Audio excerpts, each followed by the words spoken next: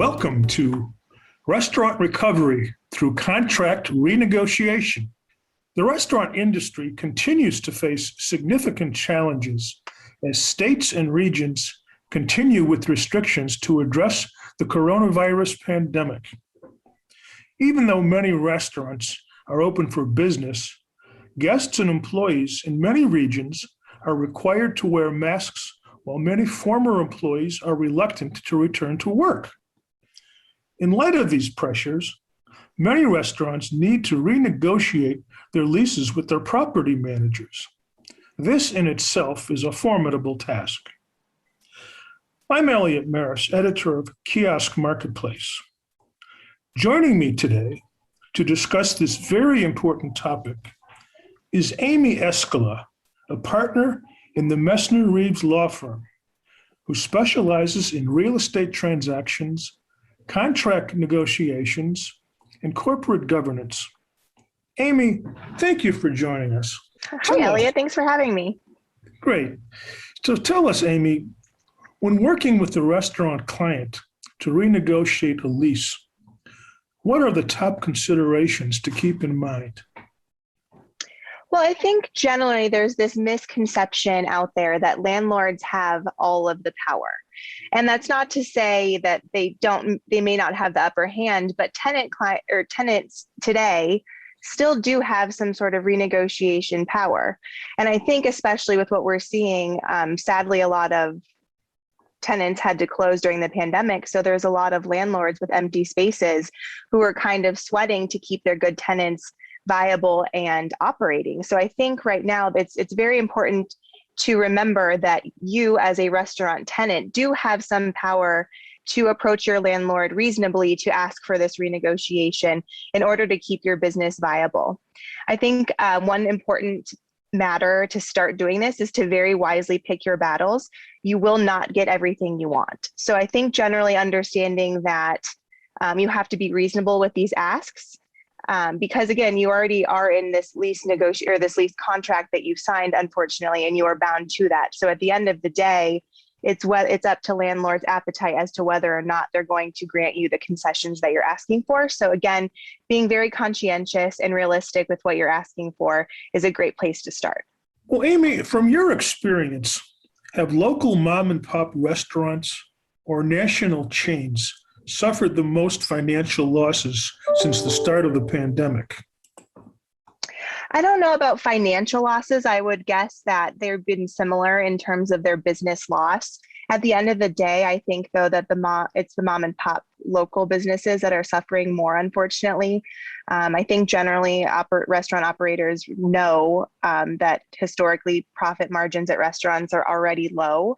And so when restaurants are forced to close or operate on limited capacities or with these issues in terms of being able to staff their restaurants, those tight profit margins already cause issues. And without a large working capital like the larger, more national tenants have to kind of back them and get them through these hard times, it's harder to keep your business up and running and be able to pay your bills and rent, especially if your landlord is not willing to work with you and give you some sort of rent concessions during the pandemic. Are lease renegotiations a good place for restaurant operators to begin a journey to recovery? Absolutely. I think at the end of the day, like I mentioned earlier, the worst your landlord can say is no. So if you start off on the foot where you're trying to approach your landlord to say, hey, landlord, we love what we do. We're here. We want to keep operating. We want to be successful, and we need a little bit of help from you to do that. I think that's a very good place to start.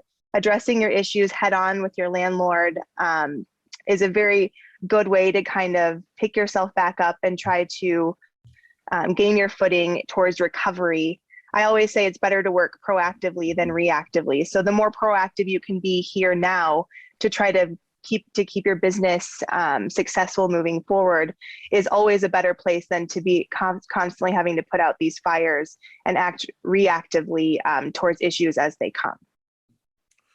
Well, what are the potential renegotiation points for restaurant operators to promote recovery and savings post-COVID?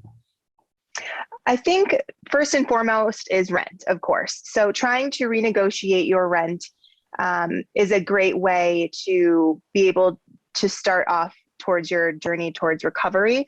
There are a lot of ways to do this, and I think it's important to kind of look at these options, discuss them with your landlord, and pick the one that works best for you. Of course, you can flatly renegotiate your rent amounts altogether. That will take a little bit more finesse. I would suggest talking to a commercial broker who is familiar with the rent trends in the area to kind of give you an idea as to what they're seeing of what the rental figures look like, because those vary drastically from town to town, city to city, state to state. So if you want to renegotiate your rent altogether, I would certainly gather more information to kind of give yourself a basis as to why you're presenting these numbers to landlord. There's also some other options you have. Abatement, of course, is an ideal situation. That, in the sense, means landlord is forgiving the rent that you owe for a certain period of time. While ideal, we don't see this very often because, at the end of the day, I think a lot of people don't realize, but landlords have expenses too. They have mortgages to pay, they have taxes to pay, they have common areas to maintain. So, they too have expenses. So giving all of their tenants free rent probably isn't that viable of an option for a landlord. That said, we've seen it happen. It happens more so with the landlords who own their property outright and don't have to get the blessing of a lender in terms of any sort of amendment to a lease. So again, that's an ideal situation. I wouldn't be discouraged if you don't get it because, again, it's not very common. There's also deferment, which I think is very important to distinguish from abatement, which again, abatement is they're fully forgiving the rent that you owe. Deferment, on the other hand, is taking that portion of rent that you owe for a given time. We'll say, you owe rent, you're back on your rent for 3 months. They are willing to defer your rent to a certain later date, meaning you will still have to pay that amount, and some landlords will put interest on that. In light of COVID, I didn't really see many of those requests, but they did come up.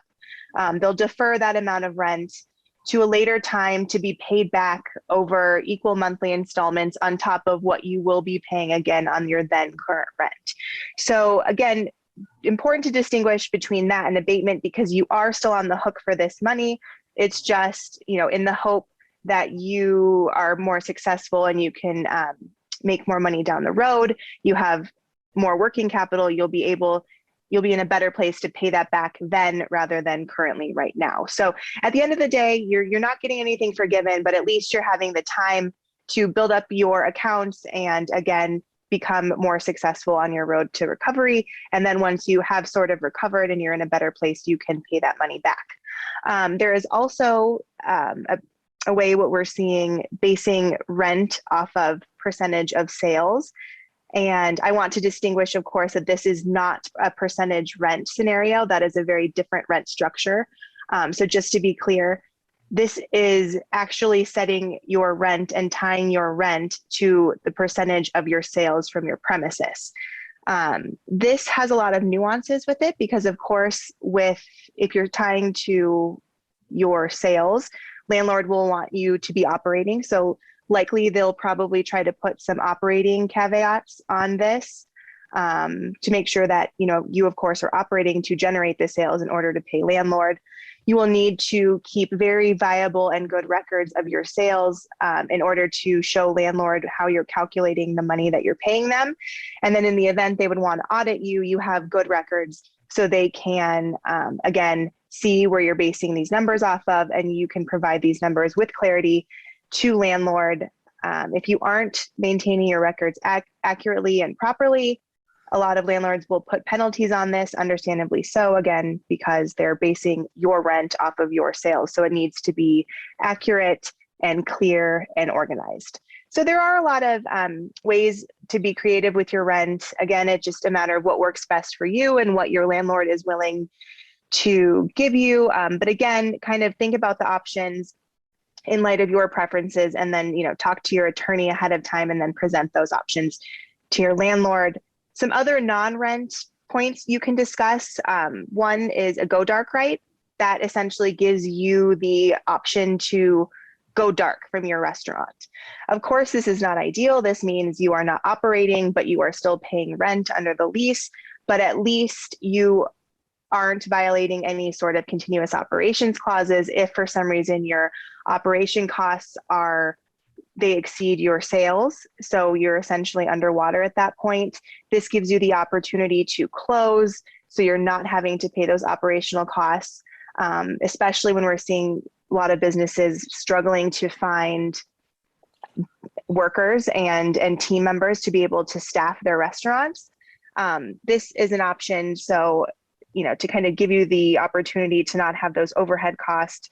Landlords, of course, don't like this, especially in big centers, because they don't want a dark store in their center. They want everyone open and vibrant and operating. So, likely, unless this is already in your lease, landlord may not be willing to give this to you. But again, as long as you present it realistically and logically, the worst they can tell you is no. Another one is to try to either remove or get landlord to agree that you will not have to continuously operate. A lot of leases generally have continuous operations clauses, meaning you are promising as an operator to be open and operating during a set amount of time, usually the operational hours of the center or location where you're located. Again, to kind of address the concerns of not being able to staff, if you aren't able to meet your sales goals, if your operation but expenses exceed your sales, this is another good option just to make sure you can, in fact, close without having to face repercussions of any sort of lease violation because you're not operating under the lease. This also we were seeing it helpful when stores had to close if their team members had COVID and they were required by a governmental authority to close for a certain period of time for everyone to quarantine. So making sure that these continuous operations clauses weren't triggered because of that was something we were having to be careful of, because again, a lot of leases do have those in there. Well, can you speak to the potential or average savings that restaurant operators are seeing with regard to these types of contract renegotiations? Well, generally, it's hard to put a number on savings, especially when you're considering, if you're talking about a multi-unit operator, a national chain, a mom and pop shop. So money is kind of hard to kind of it's kind of hard to put an exact number on that. That said, I will say that our restaurant clients have been generally successful across the board, whether it be a smaller tenant or a large tenant, in having their landlords provide them some sort of concessions and help during the pandemic. I think for the most part, everyone has worked together very well to come together and get through this, realistically understanding that, landlords need tenants to operate at the center and tenants need landlords to provide premises to them. So I think for the most part, we were seeing people generally successful, again, all across the board in terms of how much money they're saving or what kind of negotiations they are seeing in their end contracts. But I think generally, for the most part, landlords were willing to work with restaurant clients during the pandemic and continue to do so. Okay. Well, now for newer restaurant concepts or new locations, is it possible to negotiate payment terms requiring lower payments for the first year, with larger payments being made each consecutive year as revenues increase? Absolutely. I think one thing to remember is anything is possible. Everything is up for negotiation, again, within realistic bounds. But be proactive and thoughtful about what you're asking. Again, to my earlier point, picking your battles and sticking with them. Understanding you're not going to get everything that you want, but at the end of the day, if you present your position and your ask in a very reasonable manner and what you're asking for is reasonable, nothing is automatically a no. And if you don't ask for it, you're certainly not going to get it. I think there are a lot of ways to do this, and that's what value an attorney can bring in, is they can help you be creative in terms of what you're asking for. If you want a longer build out period, you can certainly tie that into it. You can tie rent commencement to opening. You can tie rent commencement to receipt of permits, since we're seeing a lot of delays and backlogs with permitting. which essentially is outside of a tenant's control. Yeah, so there's a lot of ways to do it. You can ask for free rent for the first few months of operation. It all just depends on your landlord and what they're willing to grant you. So again, unless you ask for it, you're not going to get it. Okay, so how does a restaurant organization find professional assistance for lease renegotiations? So I think my biggest suggestion would be word of mouth. Ask for recommendations. I think the restaurant industry is a very wonderful, tight-knit community.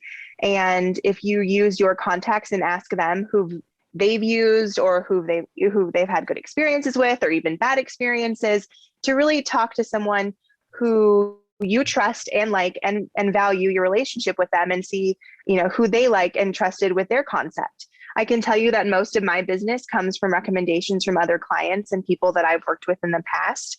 I think that once you kind of find someone you like, you stick with them and you form this long-lasting, great relationship. And really that kind of resonates throughout the industry once you start working with friends of your clients and clients of your clients, and it kind of all comes together. So I think my biggest suggestion would be to ask for recommendations. Of course, you can reach out to professional organizations, restaurant business organizations for suggestions. And, not ideal, but you can also Google it, best restaurant attorney in, my state or wherever you are. But I would use that as kind of a last ditch effort, because I think word of mouth is going to be much more of a viable option for you. Okay. Well, Amy, I think you've covered just about every question that I had in mind, and then some. Is there anything else worth noting on this very important topic before we wrap it up? I think at the end of the day, my biggest takeaway that I leave with operators, especially restaurant clients, because I do realize that operating budgets and pro formas are not high, to really look at legal work and attorney help as more of a necessity rather than a luxury. I think it is very important to start off on the right foot with well-drafted documents that understand and are comfortable with, because at the end of the day, you're signing up for a 10, 20, even 30-year relationship with your landlord. And it's important for you to have a document that represents your interests and protects you as best as it possibly can. So I truly think that having an attorney look over your lease and provide guidance during that whole process, again, is more of a necessity than a luxury. So to the extent you can, put those numbers in your pro forma, count on spending some sort of legal dollars to have your leases negotiated, renegotiated, because I think it will pay off leaps and bounds in the long run. Well, Amy, thank you for your time. This has certainly been very informative on a very important topic for our listeners. This has been Restaurant Recovery through Contract Renegotiations. Thank you all for joining us.